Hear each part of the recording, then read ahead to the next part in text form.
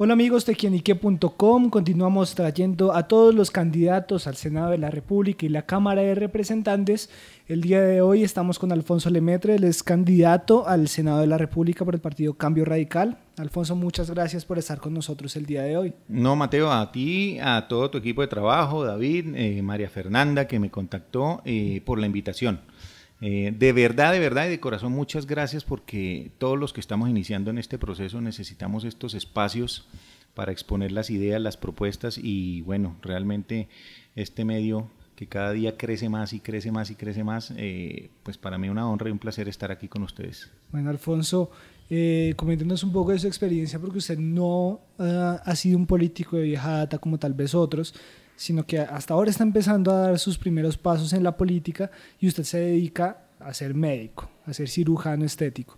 ¿Cómo pasó de ser un cirujano a querer meterse al tema de la política?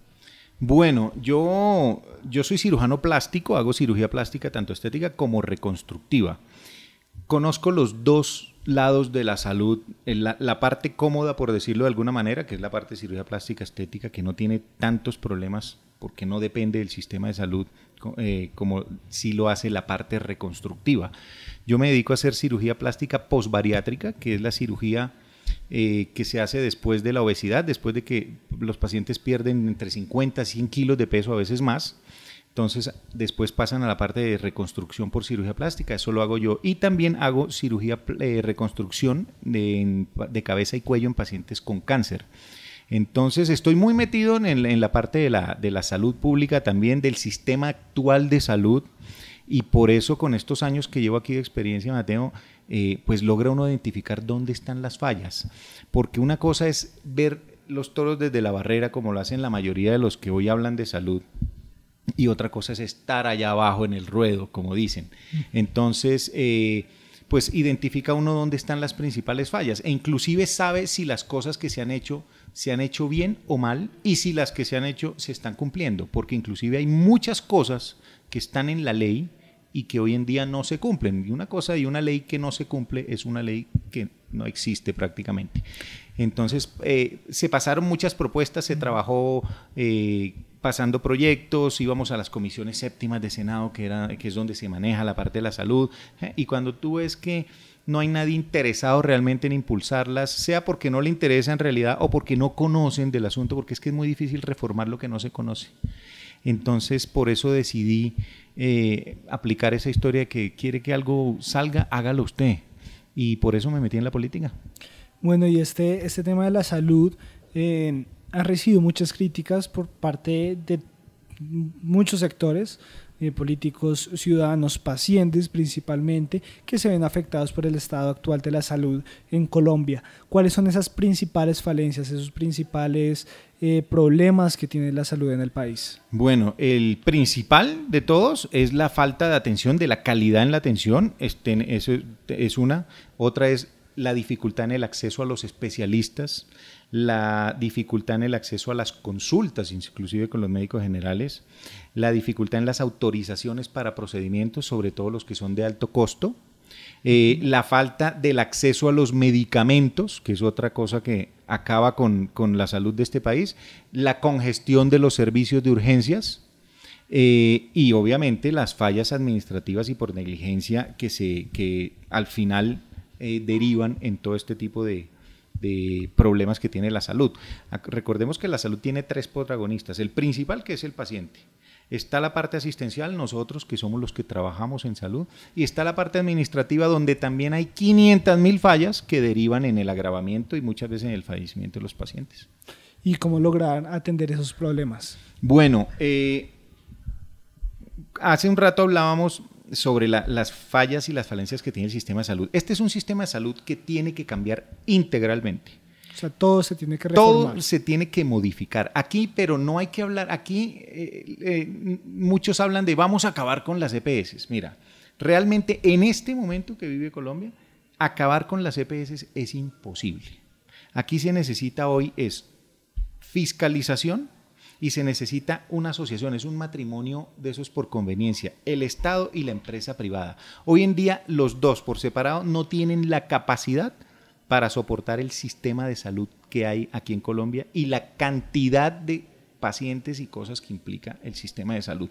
Entonces necesitamos que los dos trabajen juntos, pero con fiscalización, pero una fiscalización de verdad, unos órganos de control que funcionen y que castiguen y corrijan las fallas del sistema de salud.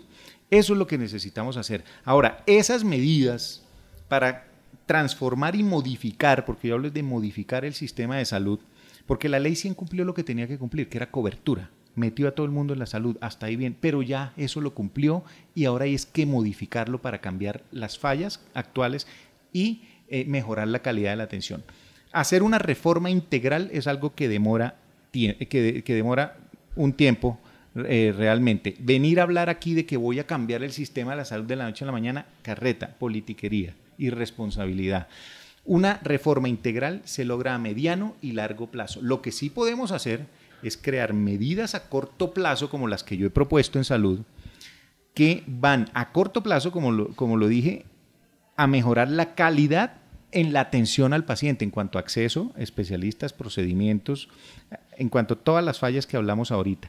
Un paciente que tú le mejoras la calidad en la atención es un paciente que va a estar pues muchísimo mejor, más tratado, y a partir de esa base tú ya puedes empezar a hacer las reformas que se van a demorar un tiempo más y cuyos resultados los vamos a ver a mediano y largo plazo. Pero estas propuestas las que llevo yo en esta campaña hacia el Senado, van a mejorar a corto plazo lo que es más importante, la calidad en la atención al paciente. Hablemos de esas propuestas, y usted nos mencionaba hace un rato el tema de la calidad del servicio prestado, y muchas de las quejas está precisamente en el servicio de urgencias, y para eso conozco que usted ya ha propuesto algo importante de eso. Explíquenos un poco en qué consiste. Hay una de las propuestas más importantes que tengo de salud, es lo que yo he denominado SAMUP. Ese es el Sistema de Atención Médica de Urgencias Prehospitalaria. Muchos inicialmente pueden pensar que se trata de algo preventivo, lo que sea. No, esto, como su nombre lo dice, es urgencias prehospitalarias, o sea, ya hay una eventualidad. ¿Cómo funciona esto? Te lo digo rápidamente. Es una central reguladora de urgencias donde hay médicos de urgencias y hay enfermeras de urgencia, personal paraclínico, todos con entrenamiento en urgencia. Ahí se reciben todas las llamadas del sistema de salud y van a entrar en contacto con los médicos de urgencias que están en esa central, que van a hacer un triage, una valoración. Dependiendo lo que ellos consideren o el nivel de urgencia que sea, ellos pueden despachar al domicilio o al sitio de trabajo donde esté el paciente una unidad medicalizada de soporte avanzado. ¿Qué es esto? Son las ambulancias que hoy existen. Todas tienen la estructura para hacer unidades de soporte avanzado. Toda ambulancia la tiene. Entonces, estas ambulancias tienen equipo médico de urgencias que consta de el conductor, el enfermero y el médico. Todos con entrenamiento en urgencias. Recordemos que hasta para ser conductor de ambulancia hay que tener entrenamiento en urgencias, hasta porque se puede presentar cualquier eventualidad en la calle y ellos tienen que dar un soporte al equipo. Y tiene todos los aparatos y la medicación que se utiliza en un cubículo de los que lo colocan a uno en urgencias cuando uno va a un hospital. Entonces, esta unidad va hacia el domicilio, el sitio donde está el paciente. Se valora al paciente. Si es como la mayoría de las urgencias que hay en los hospitales, donde la mayoría se puede tratar como si fuera una consulta externa, perfecto, el paciente evitó ir a urgencias. Ahora, aquí viene la diferencia. Si este paciente tiene una condición que necesita hospitalización, sea hospitalización en piso para un procedimiento programado, pero hay que hospitalizarlo, o sea, una unidad de cuidado intensivo, por ejemplo, un caso grave, hablemos de un infarto, un derrame, una trombosis, un accidente cerebrovascular. ¿Qué pasa? Llegó el equipo, lo primero es atender al paciente, claro está, lo van a estabilizar. En el caso de una cosa grave, por ejemplo, un derrame, un paciente que tú encuentres inconsciente, se intuba al paciente, se conecta a los respiradores, se hace exactamente lo mismo que tú harías en un cubículo de urgencias, pero lo haces en la unidad medicalizada.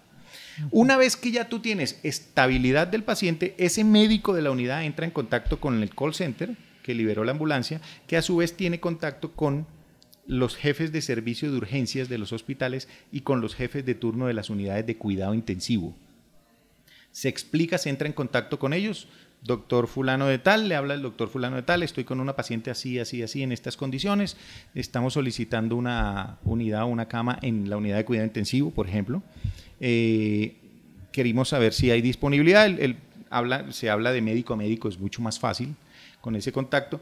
Si realmente sí es un paciente que necesita unidad de cuidado intensivo, se ve si hay disponibilidad de cama, que eso lo ve también el jefe de urgencias o del de unidad de cuidado intensivo. Sí, tengo disponibilidad de una cama. Una vez que se encuentre esa disponibilidad ya y con previa autorización del jefe del servicio, ese paciente puede salir del sitio donde está siendo atendido directamente a ese hospital para esa cama.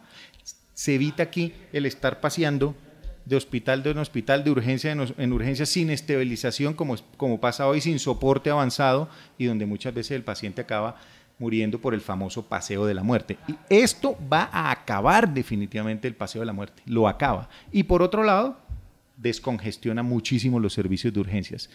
Si esto lo implementamos, créanme, la calidad en la atención va a cambiar radicalmente. Esa es como una de las propuestas más importantes de esto que llevó hacia el Senado. Un colapso de pronto en que, no sé, las líneas no estén o las ambulancias no alcancen o algo así. Bueno, yo quiero decirte, y esa pregunta es importantísima porque hay mucha gente que cree, por ejemplo, que uno va a entrar allá a pedir ambulancias, recursos y viene el riesgo de que no hay plan. No.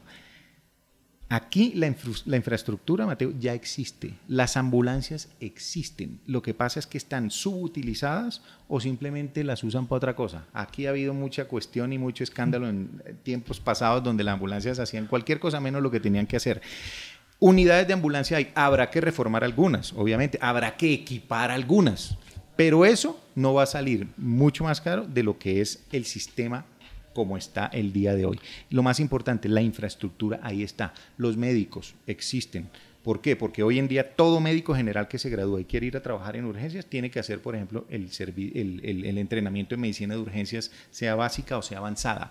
O sea, son los mismos médicos que te atienden en urgencias, son los mismos médicos que estarían en la unidad medicalizada. De hecho, es una fuente de trabajo para los médicos también. ¿Por qué? Porque ya hoy no es como en la época mía, donde el rural era obligatorio. Hoy el rural es por sorteo, porque hay pocas plazas. Entonces, hoy en día el que saca la balotica se libró del rural, pero ¿queda dónde? En el desempleo, porque conseguir tampoco es fácil para los médicos.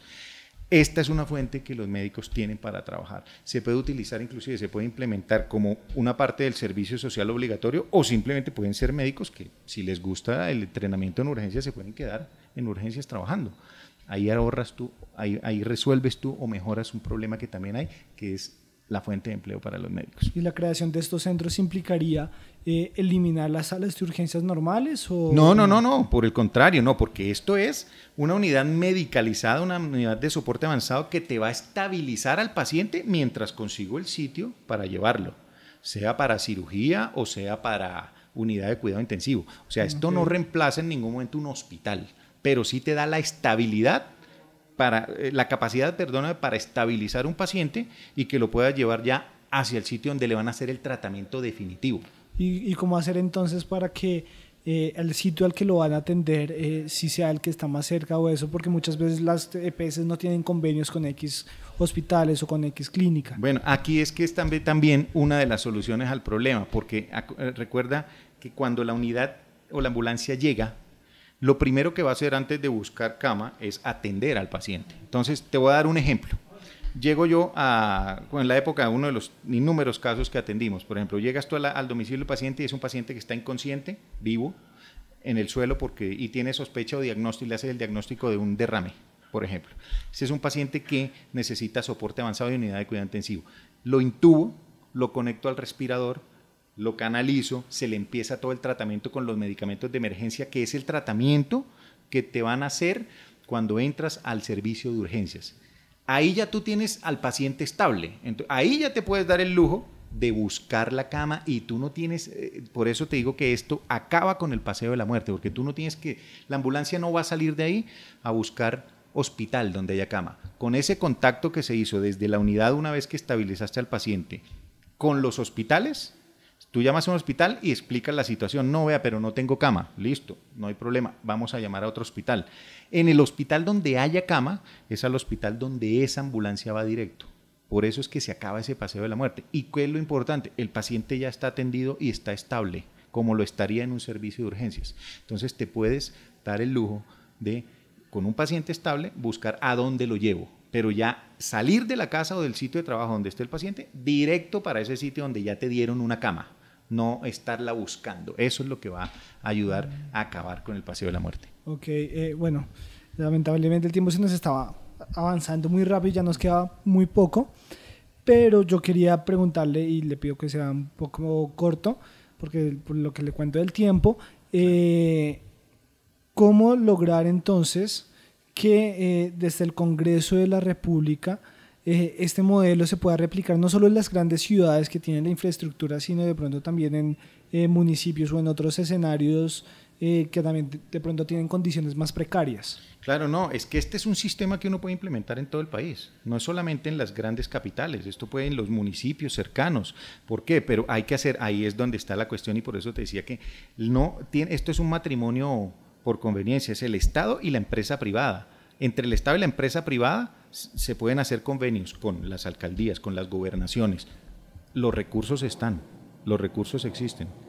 La plata en la salud existe, tanto así que se la siguen robando, ese es el problema, pero ahí está, los recursos existen, es solamente coordinación con las alcaldías, con las gobernaciones y desde una parte central como es el Ministerio de Salud, y esto se puede implementar para todos los municipios, inclusive va a mejorar mucho la vida de la población más vulnerable que no tiene a veces ni con qué ir al hospital estando enferma. Y los municipios en donde de pronto hay hospitales en muy mal estado o donde de pronto cuentan apenas con un centro de atención médica, pero no cuentan con un hospital.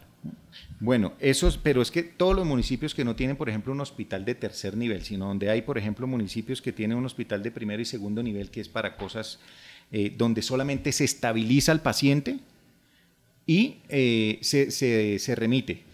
Pero eso ya es una situación diferente, porque son hospitales donde tú vas, donde generalmente son localidades muy, muy pequeñas. El paciente alcanza a ser llevado hasta el hospital. Ahí lo que uno hace siempre como médico es estabilizarlo completamente, y normalmente esos hospitales tienen ambulancias medicalizadas. Ahí se le da el soporte también que se le está dando en urgencias, y cuando se consiga la remisión ya en una ciudad un poquito más grande, con esa unidad medicalizada, el paciente es remitido hacia ese centro hospitalario. O sea, no hay cómo dejar al paciente sin atención. Ok, y me dice usted que no va a generar más costos al Estado. No, porque es que la infraestructura está, lo que hay es que organizarla. Es que una de las cosas que tiene de problema el sistema de salud aquí es que hay mucha gente en sitios de dirección que no tienen ni idea cómo funciona el sistema de salud.